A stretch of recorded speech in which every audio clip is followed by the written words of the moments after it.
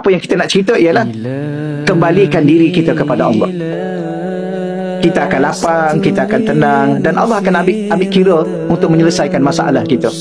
Tapi kalau selama mana kita tak kembali pada Allah, kita duduk sibuk dengan diri kita, kita cari punca masalah daripada diri kita, atau lagi punca masalah daripada orang lain.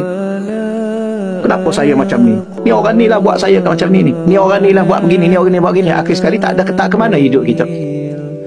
Allah ni kalau dia nak buat sesuatu kat atas kita, dia akan buat. Dia tak peduli kita pun. Dia Tuhan.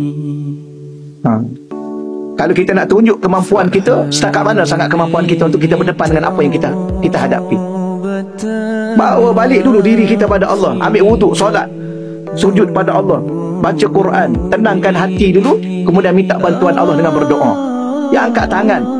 Kalau ambil wuduk, solat apa? Tak kira lah nak solat apa. Solat duha ke, solat witir ke, tengok pada waktu-waktu yang sesuai.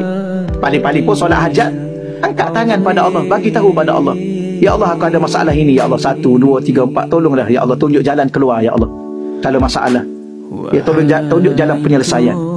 Jangan buat tindakan-tindakan yang menyebabkan Allah juga murka pada kita. Kita ada masalah, kita buat satu tindakan yang menyebabkan Allah makin marah pada kita. Betul? Macam-macam lah. Mengumpat orang lah.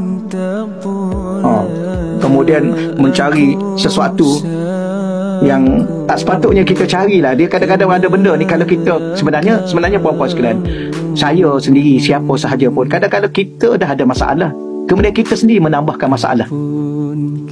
Perasan tak?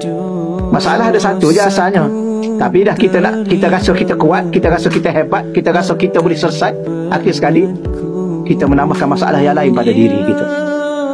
Kadang-kadang masalah tu dengan diri kita je, kemudian kita libatkan semua orang.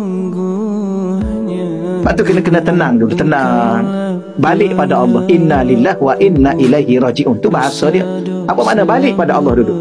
Tenang dulu. Nak marah sangat kat suami pun tenang dulu. Betul kan? Kadang-kadang suami dia kan manusia kan, dia ada silap dia juga, dia ada kesalahan dia. Nak marah, nak ambil kayu ketuk dulu.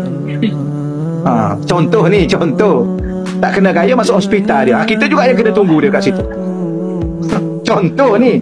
Jadi kadang-kadang kita buat sesuatu yang kita sendiri akan menanggung sesuatu itu.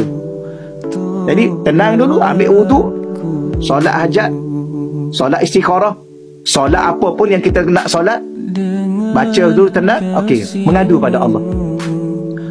Tahulah Allah buat apa. Kadang-kadang Allah ambil perhatian terhadap kita, menyelesaikan masalah kita. Tapi kadang-kadang Allah tambah masalah yang baru.